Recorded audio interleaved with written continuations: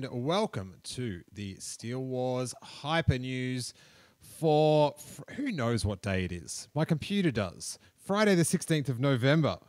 And it is a lovely evening. Thank you to everyone in the chat room that is joining us for our slightly later time, which was a baby-induced later time, which also... We'll bring on today's co-host and then we'll discuss this. But welcome from the Bad Motivators podcast, my buddy Luke Cruser. You there, Luke? Yes, sir. How you doing, man? I am real good. I'm just going to crank you up a bit louder. I love your podcast, the Bad Motivators. It's really fun. It's a very unique podcast. I feel like the tone of it. And I've marveled at, it's three dads. So as a new dad, I've been listening very intently. Now, as a podcaster, you guys, I'm used to technical issues, very used to them, so used to them. They're second nature to me, particularly whenever I am on youtube.com. But to have technical issues while having child issues... I can't believe I'm here, Luke. I can't believe I'm here. I used all my Jedi might. Do or do not. There is no try. What's the anger leads to hate. Hate leads to not getting a podcast up and having a screaming baby. Yeah, but we're here, man. We are here. Yeah. I am just thrilled, and we're going to talk about a bunch of. It's been a good couple of weeks of Star Wars news. We've got to this week on the docket, Variety confirms the Making Star Wars scoop that Pedro Pascal will star in The Mandalorian. Gina Carano from the UFC, rumored to be cast in The Mandalorian. Diego Luna is talking his Cassian series. Billie Lourd is talking Episode 9. And this one's a real banger, Luke Cruser. Simon Pegg, Mrs. George Lucas. What do you make of that one? I love Simon Pegg, but I'm so tired of the every 6 month Simon Pegg quote about Star Wars. Like, come on. Like, we get it. You have issues. But like it always sends this little ripple through our Star Wars Twitter. We're like, oh, let's talk about this. I'm like, let's not talk about it. You know what I mean? Of course we're talking about it now, but I mean, just like in general, like I hate the build up around like, oh, Simon Pegg said something. Who cares? Like, he was in Star Wars. Be grateful. Yeah, it's at the end of the day, he's just another opinion. Do you know what I mean? Yeah. It's just, he's just like a very high profile person. And I was like, if he doesn't like the prequels, that's fine. But his wording about it was pretty dickish, which something about how he didn't respect anyone that liked them or something like that. Am I off base there? But, no. So I sort of think he got a bit too worked up about it. But then after Ahmed Best was, had began doing his field notes and talking about the reaction to Jar Jar Binks, he actually came out in an interview and sort of said, oh man, that's like, I was way out of line, and kind of took it on the chin that, like, despite his opinion, he was sort of in the wrong for spouting it that way. Yeah, here he is again. Yeah. Not what 2 months later after he made that comment. Well, after seeing this posted, I just retweeted it with like hasn't the pendulum swung like the other way? Yeah. He says, I must admit, watching the last Star Wars film, The Last Jedi, the overriding feeling I got when I came out was I miss George Lucas. Pegg confessed on the Adam Buxton podcast. And for all the complaining that I'd done about him in the prequels, there was something amazing about his imagination. This is very interesting. Pegg also shared the story of how he once met Lucas at the premiere of Revenge of the Sith and that the legendary filmmaker gave him some advice. He was talking to Ron Howard, and I think he'd seen Shaun of the Dead because he immediately went, "Oh, hey, Shaun of the Dead," and shook my hand, Pegg recalled. And George Lucas immediately changed his demeanor. I think I missed a little line there. I think there was something about when I read it. Oh, I got to print these out because I've got too many screens open. But it was something about how he thought George Lucas was going to think he was another fanboy. But then once he sort of realized he was a filmmaker as well, sort of, was sort of interested to talk to him about that. And, so it says, and George Lucas immediately changed his demeanor and said, "Don't be making the same film you made 30 years ago, 30 years from now," Lucas told Pegg, according to the actor. And when you think about Revenge of the Sith, that was it about 25 years after Star Wars? So it was a bit, that was a biting bit of advice. What I think is happening now is Simon Pegg becoming a prequels fan, like by proxy now, like because he has these little issues with the sequel trilogy not being George Lucas-y enough, that now he's gonna like look at the prequels in a different light. He's gonna come around like, oh, I kind of like those now. They have George Lucas in them. Yeah, I don't know. I feel like I'm more prequels-y now because they're like their importance is diluted, so I don't have to count on them as much. And I think I was saying this last week, because of the Phantom edits, I realized that I just didn't like 5 minutes of the film. It was spliced throughout the film, but it was about 5 minutes that I could do without. Before we take some calls, and you can call in on 646-668-8360. If you want to talk on the show, just hit 1 on your touchpad, and it'll come up with a little thing saying that you would like to join the conversation. And also a big shout out to who we got: Super Cruser, King Tom, Rural Farm Boy, Casita Creations, and a bunch of squad. Seth Owen in the chat room on youtube.com. You may have heard of it. It's a hotbed of videos. If you want online videos, Luke Cruser, it's hard to go past youtube.com. youtube.com. Really? Click it. That's, okay. We're getting. I'll write that down in my notepad. This episode is brought to you by youtube.com. Literally, because that's the platform it's on. But before we get to the calls, we just put up a new Steele Wars podcast on iTunes and wherever you get your podcast from, with JC Reifenberg from the Scum and Villainy Cantina, going into how all that was created. And he's also a really interesting Star Wars fan that's done some really cool projects, like the Who's The Force comedy short film, which you can check out on YouTube. But that one just went up. And if you're a Patreon, if you're on the $3 Patreon level, you are getting a plethora of stuff this month. We've got a new Robbo report. We've got the Last Jedi commentary with details from The Last Jedi. We've got a new Making Steele Wars with Jason Ward breaking down the news behind the news. And the second episode of our Star Wars Year by podcast with Hawes and me going through Star Wars history just went up in audio and video. And if you want to check out Luke on the Bad Motivators, we'll hit it all later on as well. But give us the quick rundown on that one, Luke. Well, every Wednesday, me and two of my good buddies, a lot of you would know Eric Strothers. He does a lot of work for Steele as well. He hosts the show, or directs it, I should say, keeps us in line. He's the dad between the dads, and my good buddy Dallas Wood.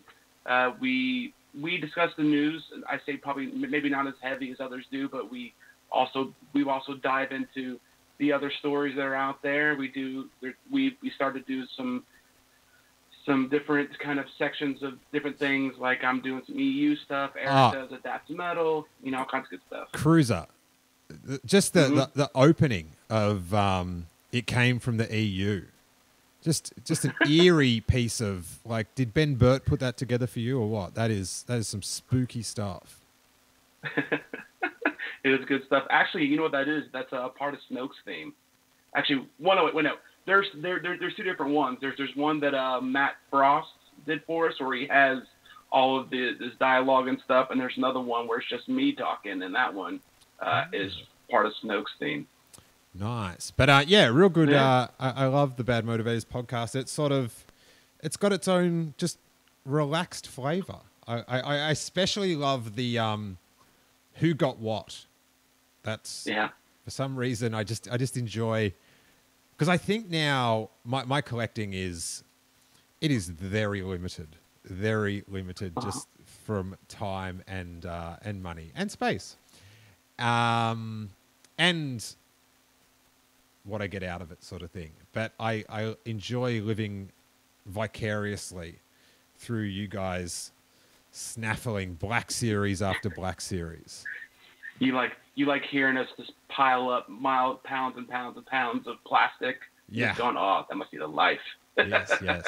Well, I only just got my cabinet neatened. If you're on YouTube, you can actually just see it in the corner. So I didn't feel like I deserved to purchase anything while it was not in a state that it deserved. And because a lot of people have been coming around now to see Harrison, that not that they cared at all, but I was getting very self-conscious about the cabinet. Like, no one noticed it was messy, but it was hurting me. Do you know what I mean? You knew. You knew it wasn't right. All right, it was not canonical. Let's take some calls and see what news they want to talk about. We'll try to get it through it all, but I like to let the people decide what the topic of the days are. And let's go to 410. Who are you and where you're calling from? Hello. Hey, what's going on? Hey, I'm Zach. I'm calling from Baltimore. Zach from Baltimore, the fictional home of Elaine Bennis. Edgar Allan Poe as well. Yeah. Well, I don't mean Baltimore's a fictional place, but Elaine Bennis is a fictional character. Baltimore is very real, and Zach is here to prove it. Yeah. Zach, what's on your mind this evening? Well, with Pedro Pascal on The Mandalorian and Diego Luna with his show, I think I've noticed that a lot of people online are saying that, the TV, when are we going to get like stuff with the Force, lightsabers and stuff? And, with these two shows, I don't think there will be a lot of that. So I was thinking that they should save the Force stuff for the Game of Thrones people's movies and Rian Johnson's movies, because, I was just trying to see what your guys' thoughts on that was, because I feel like the Force is like the most. I feel like you don't want to spoil that on TV, because it's like every episode you can get used to it, Zach, this is a topic that I'm glad you brought up, and it's also a topic I have very strong opinions about. Very strong. And they 100% align with yours.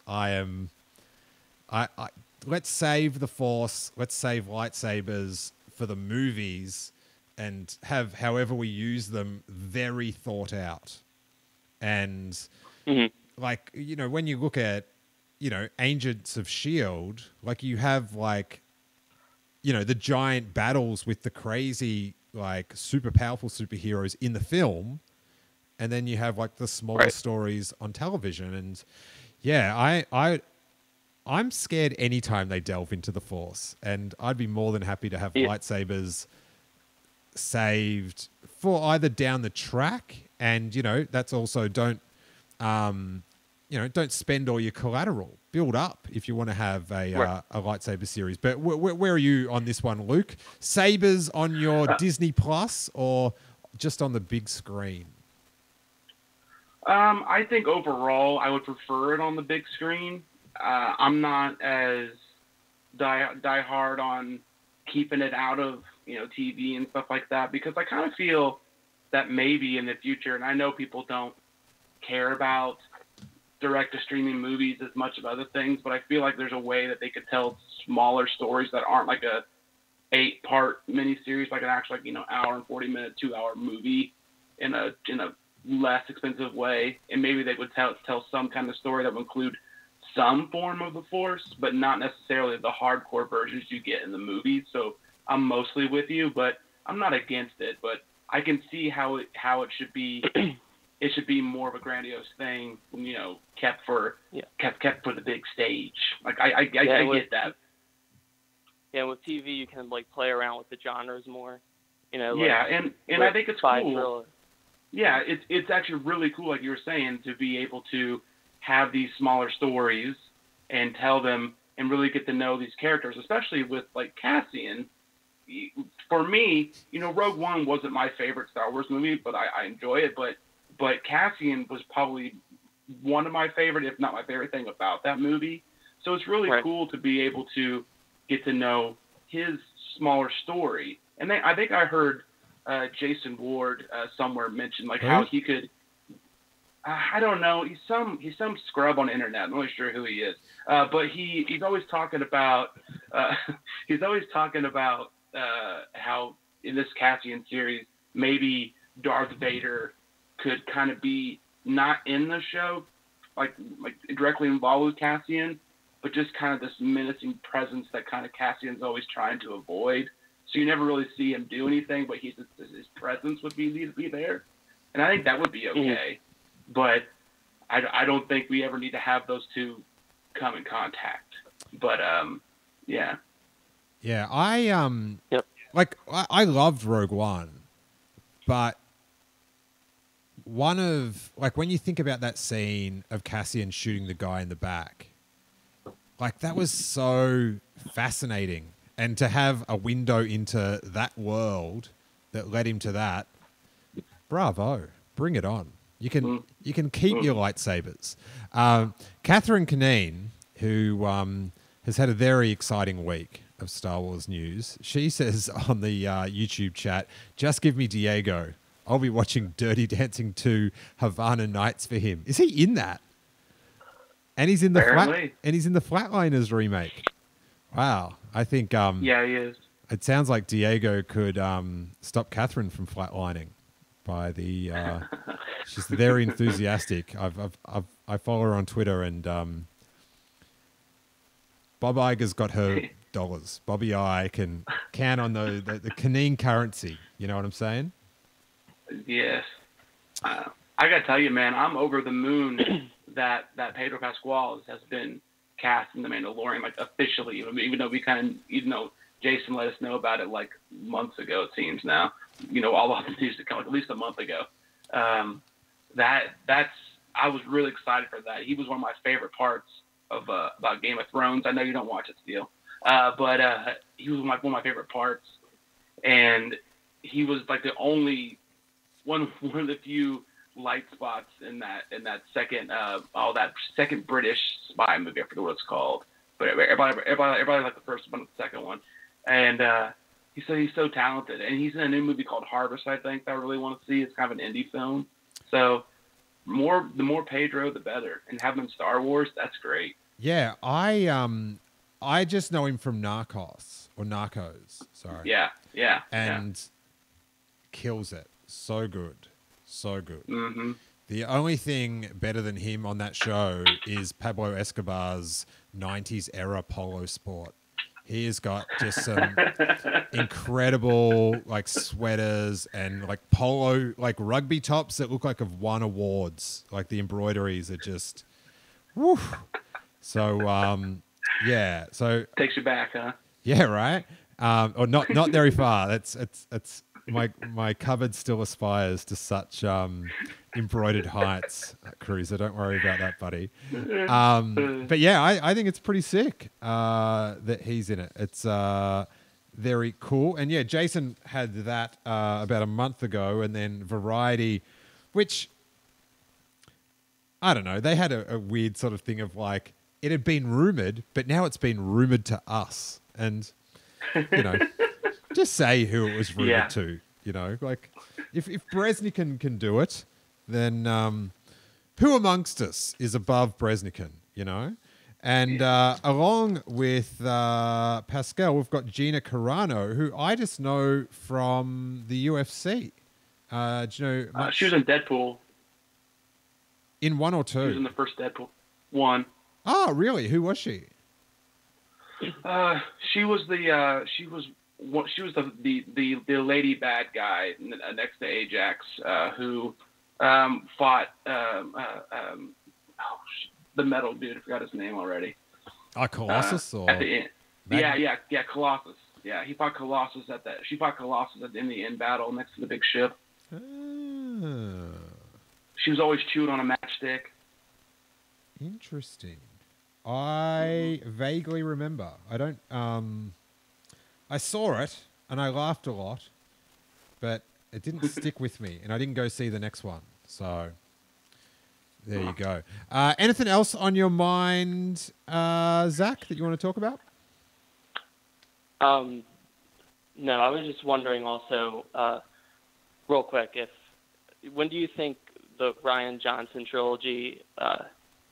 When do you think that will come out? Because right now, as it stands, I don't think we're going to get a movie in 2020. So I know it's been speculated before, but with the announcement of the 2 shows, I feel like we might not get a movie until maybe 2021 or 22.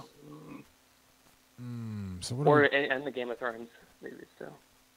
So we've got end of 2019. Will they get one in? No, the end of 2020. Yeah, that's. Oh, yeah. My head had started thinking about that, but my mouth hadn't said it. So, ta-da! I think they will. I don't think they were getting away from that one a year. Yeah, after they were gushing about the Last Jedi, that sweet Last Jedi bunts, on that call, and how they were lamenting that there'd be a down grade of, income or whatever.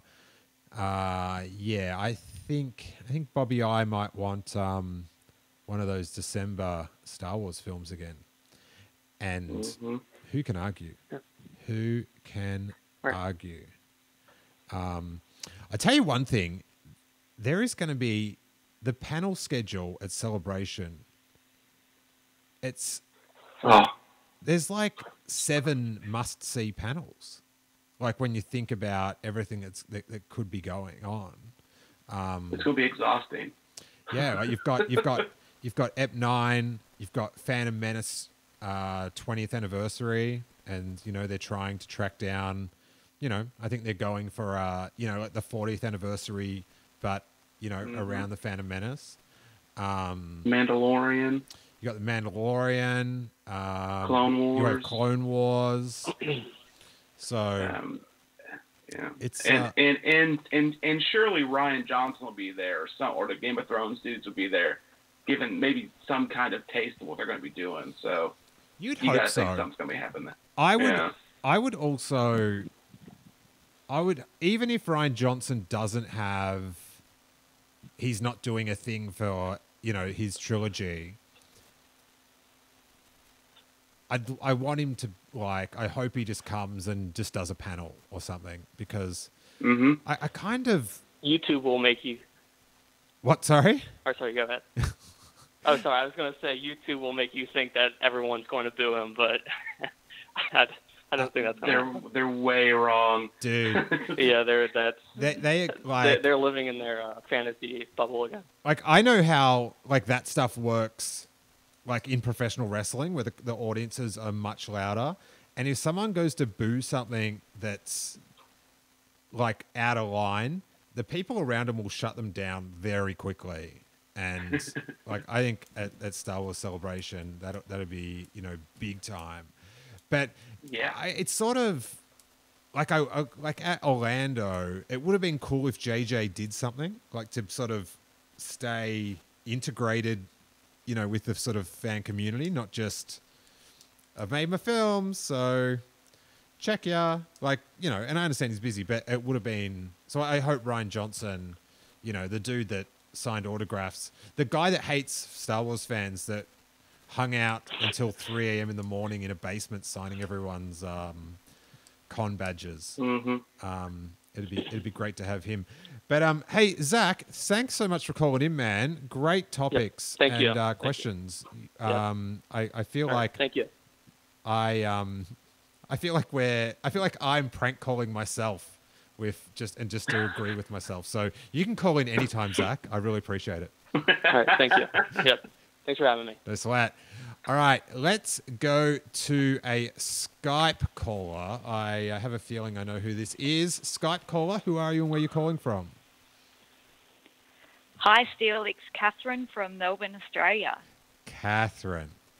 Now, you want to talk about your hopes for a Boba Fett film? Is that what you're calling in about? No, I want to talk about Cassian. So, Bobby I, God. Bobby I just casually drops into his little conference. Oh, we're going to do a Cassian Andor series. What happens to the life of Catherine at that Classic moment? Bobby I. Classic. Oh, my God. That was the best. Oh, yeah. So Are you Cassian- fanning yourself right now, Catherine? Like, honestly, I'm shaking with just joy. Oh, my God. And it was just so bad. I was at work and I had to try to contain myself until I just went, I can't, because I've got to go and teach students in a little bit. I'll just explode. Oh, my So I God. just had to, like, tell people in the office, and I was jumping and just squealing, and no one understood. We understand. Oh, man. I saw this on the Star Wars Underworld, and Diego Luna, like his enthusiasm for Star Wars is quite contagious. The article by our buddy Benjamin Hart with no E says, last week Star Wars fans were buzzing with excitement following the announcement that a new Rogue One prequel series starring Cassian Andor would be coming to Disney+. What really sweetened the deal was the news that Diego Luna, who portrayed Cassian in Rogue One, a Star Wars story, would be returning to reprise the role in this new series. While everyone has been sharing their thoughts on the series, it seems past time to get some more reactions from the actor himself.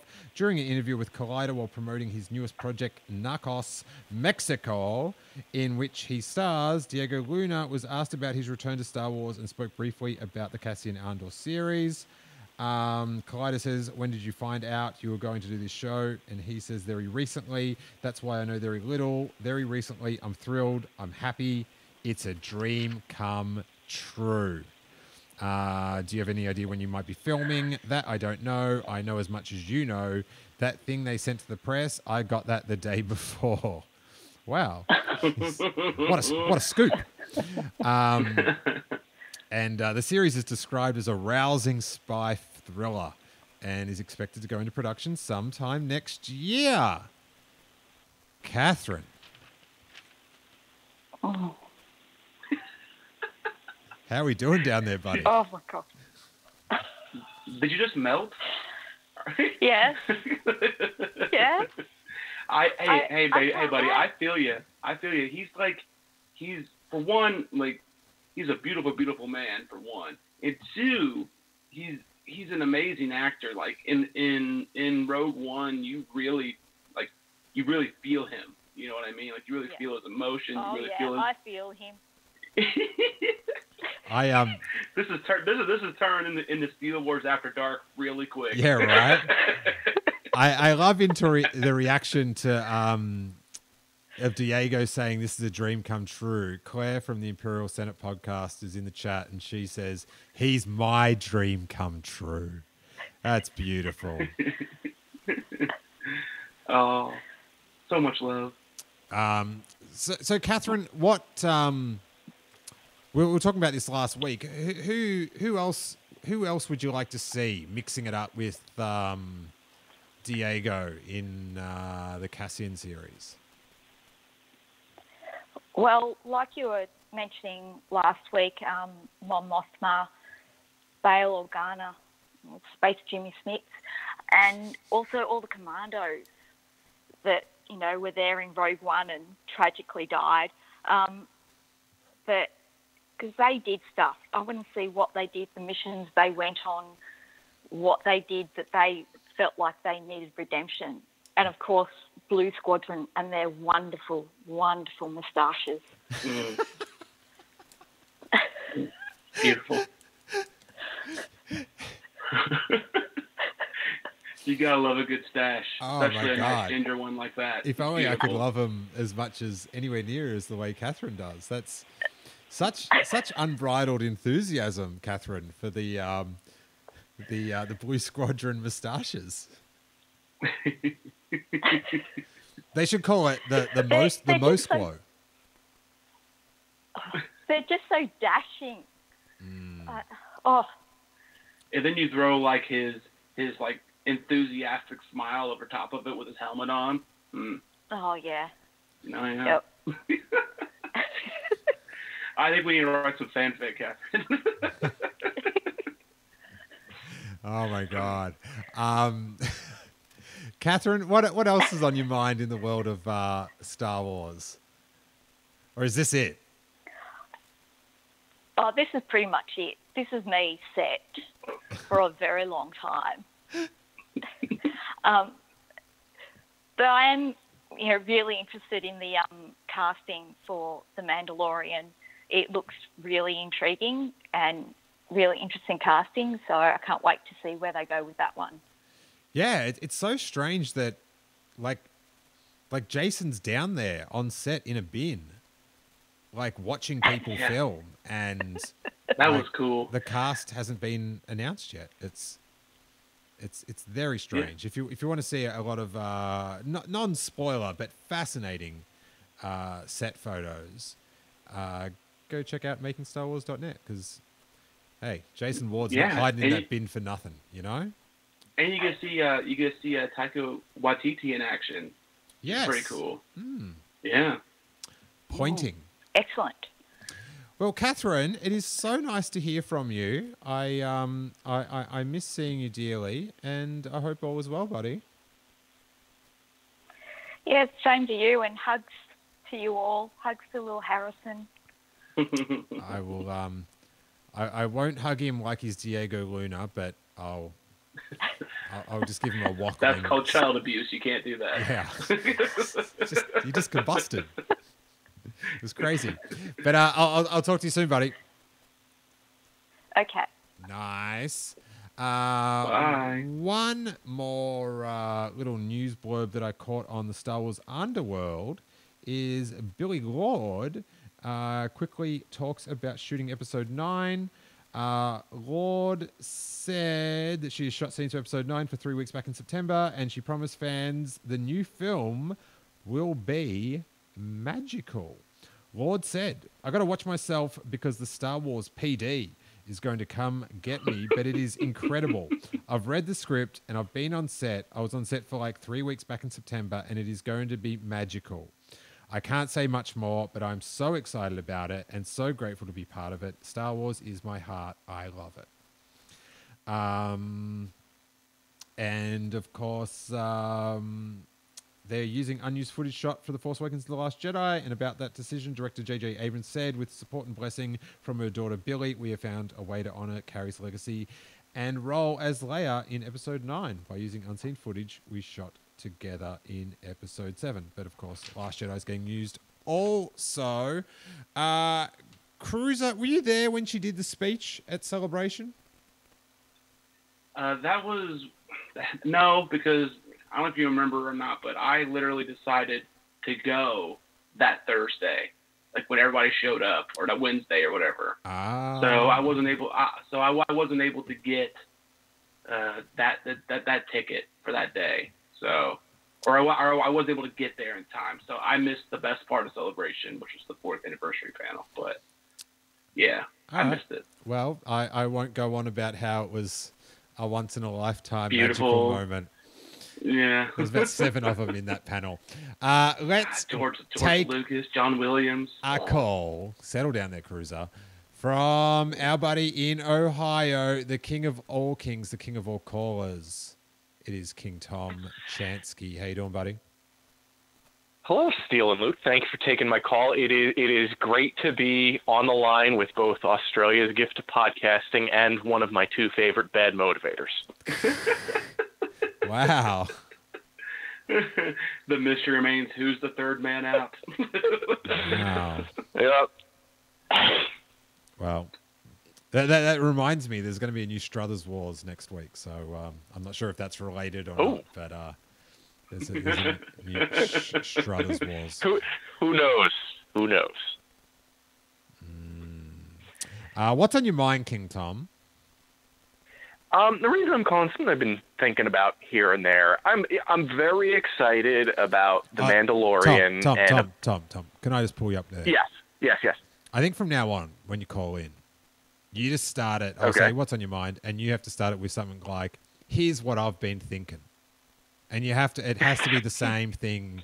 Like, it has to be exactly the same thing so we can make up stickers. We can merchandise this. King Tom, here's what I've been thinking.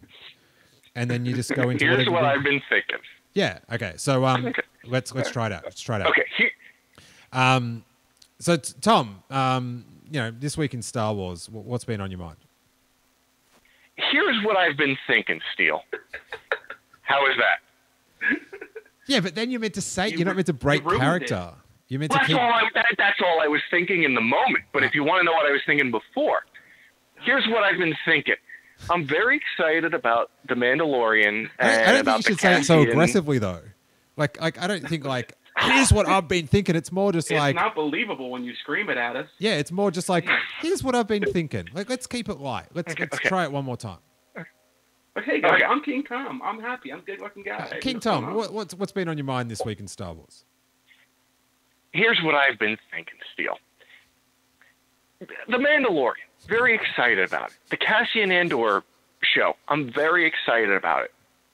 But I know I was listening last week when you did the Making Steele Wars with the guy Luke Cruser called a nobody, Jason Ward.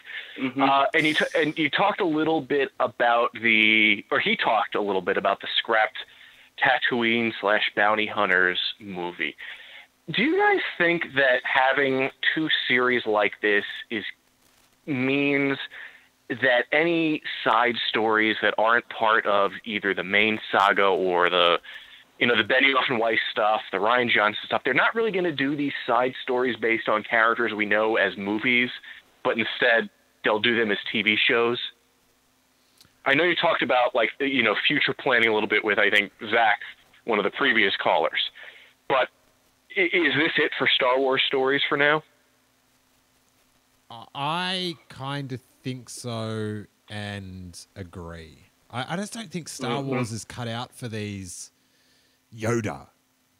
Do you know what I mean? Like that's because everyone always looks to Marvel, but Marvel, Marvel was marketed as separate characters, and then when they came together, it was novel. But Star Wars was always an ensemble of all this awesome stuff. And then, I don't know, to strip stuff away, even like Solo, like people complain there's not, the Force isn't in it, Darth Maul, whatever. But yeah, I kind of like the idea of having non-Force users, have little stories on Disney Plus. Yeah. So, go ahead. No, I was just going to say, so Steele's fine with movies as long as they're about Force users and a part of a bigger overarching story. Yeah, I kind of think the movies without the Force is a bit empty. Like I liked Rogue One and I liked Solo, but God, I'm pumped for Episode 9. Oh yeah. And so the movies without the Force in them, based on past history, I'm less enthusiastic about. But they're also the saga films because there hasn't been a non-saga film that had the Force. So it could be the saga films I'm interested in, not particularly the Force. Who knows? Mm-hmm. What a mystery. You've really got me lying down on the leather couch here, King Tom. That's what happens when you ask what I've been thinking. I think that the Star Wars stories. I've been thinking that the Star Wars stories. Hey, gimmick infringement. Chill out, Cruiser. Okay. No longer one of my two favorite Bad Motivators. But do go on. Okay. Dude, Right. he's only had this gimmick for 10 minutes and people are already biting his style. What the hell? It's that good. It's that good. If it's good, people steal it. I expected this of one of your co-hosts. I'm not going to name which one, Dallas, but I expected it of one of them, not of you. But what I've been thinking is that you guys are kind of right in a way, in my opinion. Like you can take like even like, do you think that they could make like an Obi-Wan on Tatooine, like mini short run series on Disney Plus, where it's not really all about the Force, or does that still have to be in a movie if they make an Obi-Wan thing? Would you do it if it's just a TV show? Would I what? Would you and McGregor do it? Well, he did Fargo. Oh yeah, I guess so. Yeah. I mean, that's not. Go ahead. I reckon he'd do it, and it's also like, if that's the format it can happen in, like, and because it's for Disney, like he's pretty in that, you know, the like. Yeah. You get in that like that Disney film, you know, he did that Christopher Robin, and like that's a pretty sweet place to be. So I think he's up for doing a few solids, and you know, who knows? Maybe more people would watch it on that. But I think it's it's gotta be a possibility in this day and age. My thought is, I'm cutting the cord. I'm not going to the movies. Ewan knows this. Yeah. Well, maybe you know, after the air quotes failure of Solo, maybe they're getting a little gun shy, like this whole conversation here about doing Star Wars stories.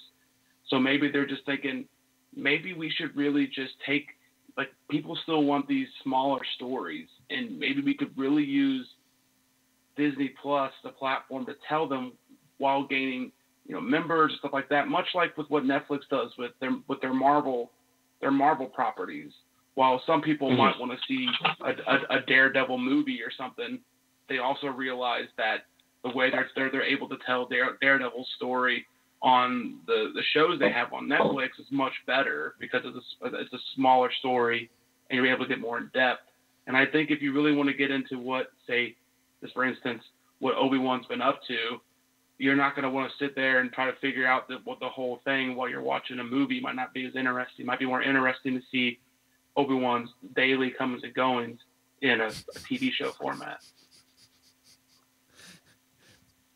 Yeah. I can't wait for like one of those German Star Wars sites to unveil the episode titles, and one of them is just daily goings on.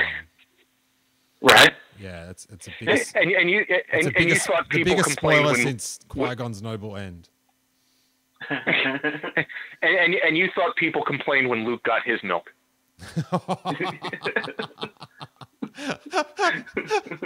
King Tom. I'm just saying that instead of like you, I'm agreeing with you in a weird different way. Like instead of doing the Star Wars stories, they make these TV shows and they're able to do the character driven stuff without relying on the $300 million budget of a movie and hoping that it plays and hoping that it pays off. And then yeah. So I want it to succeed, but at the same time I'm greedy and I want one Star Wars movie a year in December. But that's just me. And that's what he's been thinking. That's what Such a good segment. I want to see that trending. King Tom, are you all right to stay on the line, or you got to go? I could stay. All right. Well, I could let's stay. I say, could share some more of what I've been thinking. nice. That'll get the views. If you are on hold and you want to chat, just hit the one on your touch tone pad, much like our next caller, 614, has, which is the same area code as King Tom, which is strange, I guess. Is it strange? It's strange to me. Who are you and where are you calling from? Hi, Phil. It's Rebecca from Perth. See, the Australian, it's the same code. It's the same code. King Tom gaslit me thinking that, because I kept thinking he was from Australia, but it is the same code. And thank you, Rebecca, for calling in. That's okay. And making me feel sane. I'm so mad at King Tom for this. I'm almost ready to hand over the new catchphrase to Rebecca, but just watch yourself, Tom. I own the copyright on that one. I've got the master license. But what's on your mind, Rebecca? No infringement. Well, not every week for me to have a catchphrase because we've got burn-off happening at the moment and the whole city is blanketed in smoke. So it's a great time to be asthmatic. And I'm crazy as hell. Look, I really just called up and say it was awesome to hear from Catherine earlier on the show. I hope she's settling down by now, but I don't think that's going to be happening. She's breathing into a Rogue One bag right now. Now, raising this thing about what Simon Pegg said about bringing George Lucas back into the film. Mm-hmm. My question to you, and I have an answer for this, but I'm happy to hear yours first. If George Lucas was to come back, what would you want him to direct? Would it be a film? Would it be one of the TV shows? Would it be something completely different, like a web series? What do you think he should direct if he was to come back? I think he should direct one episode of one of these television series, just like they're doing with the Mandalorian. Just have George Lucas direct this one episode. Honestly, I think that's all he'd be willing to do. Okay. Because personally, I probably wouldn't even have him directing the valet parking out the front of a new movie release. As awesome as he is as the creator of the entire Star Wars universe, his day's gone. It's kind of like a sports star deciding 20 years after they retire that it's a good time to come back and try and win that next premiership. It's just not going to happen, George. Yeah, Michael Jordan in it. Let the past be the past. That reminds me, I've got to go buy a skateboard. Great idea. That was brutal, Rebecca. That setup for that was very callous. To use that skateboard analogy, every time I think about getting a skateboard again, all I do is I look down at my hands at my lip from where I came with the half pipe at South Yarra and split myself open. And I realised, no, it's not a good idea. Why were you on the skate park? I presume that was at Paran, which was just in the half pipe there. Why are you on the ramp at Paran, Rebecca? Were you dressed as Captain Phasma at the time? Please say yes. No, I was skating at the time. We used to travel over there, skate as long as we wanted to. Then when I played the drums at, I think it was Drum City in Devil Street, and then back to the skate park, and then get on the train and go back home to fifth grade. Really? And that all went fine until the time that I tried to spin around on the ramp and turn the wrong way and ended up outside the ramp and fell place first. Oh wow! I didn't realize you had this skate cred going on, Rebecca. My apologies. Very little cred. It was mainly skating when I couldn't water ski. This is before the knee reconstruction, so yeah. I'm just too scared.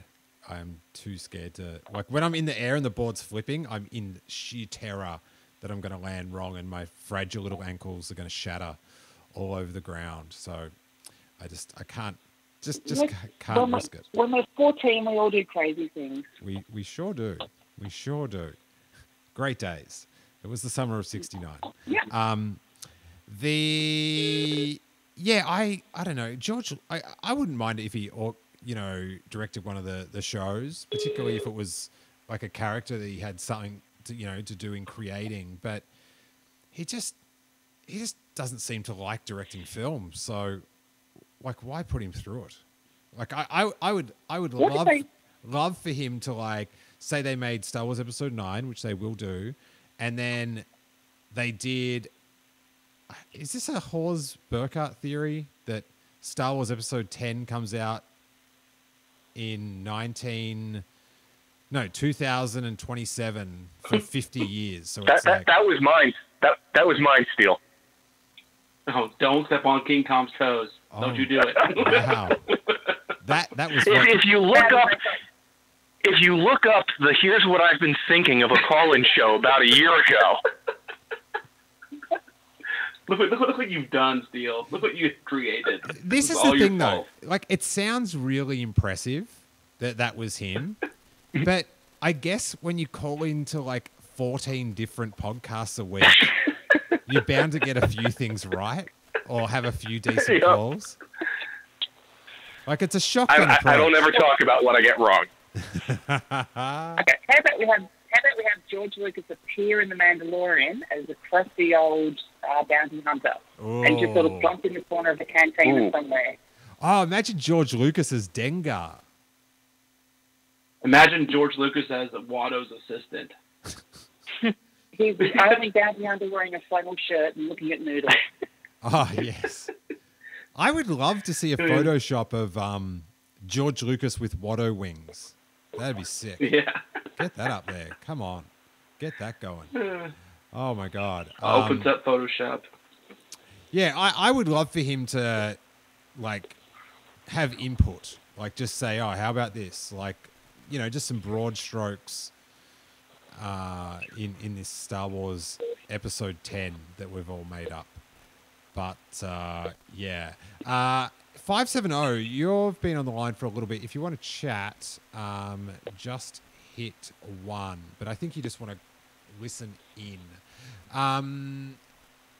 So, Rebecca, coming out of all this, we've got so much stuff going on. What's your number one? What are you staying on target for? Episode 9. That's a big thing for me. I'm from the age of the films originally.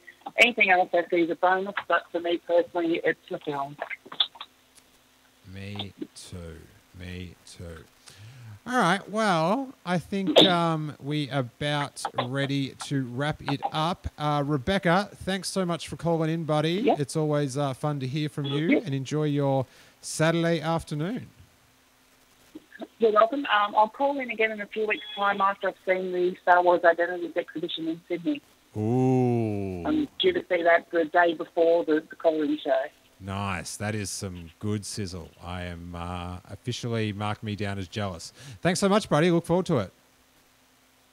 All right. Hey, Nice. That is Rebecca's official sign-off. Hooroo. She's got that down. So I appreciate. I like branding, guys. I really appreciate that.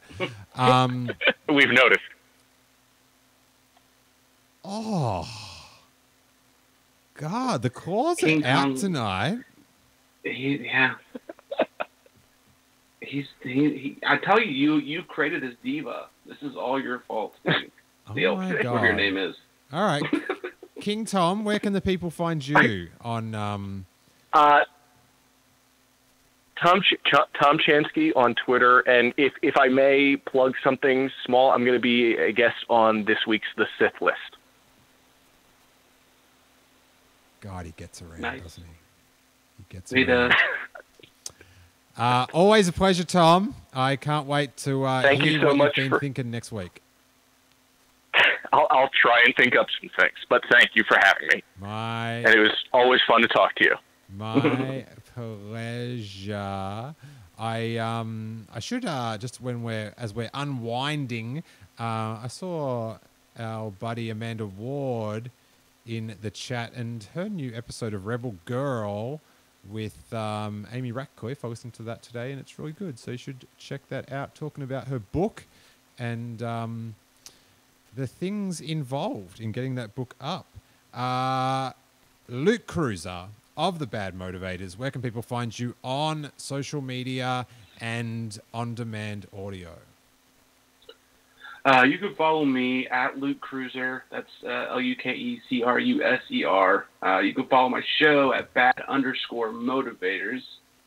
You can, like I said earlier, we release episodes every Wednesday, and it's a lot of fun. It's just three dads loving the Star Wars, and yeah, and we're doing some interesting stuff. You should check us out. Nice. I do already every week, so it's one of my faves, and I do appreciate the dad advice that comes through, because the kid needs it. The kid needs it. Make sure you check out the new episode with JC Reifenberg of the Scum and Villainy Cantina, and if you want to support the podcast on Patreon for $3, you've got, I think this month you've got at least 10 hours of some pretty top shelf content. That Last Jedi commentary with details. People have been digging it. So check that out at patreon.com/Steele Wars, and check out the free podcast on iTunes or wherever good and bad podcasts are downloaded. If you listen live, thank you guys so much. Give it a little thumbs up and subscribe and all that stuff, and algorithm, blah, blah, blah. Just hit the thumbs up. I don't know. Hashtags, all that. I don't know. Content. It's very complicated, you guys. Luke Cruser, it's been an absolute pleasure, buddy. Thanks so much for co-hosting with us. Yeah, man. The pleasure's all mine. I appreciate it. My pleasure. I double your pleasure. Double mint. But thank you guys so much, and may that fall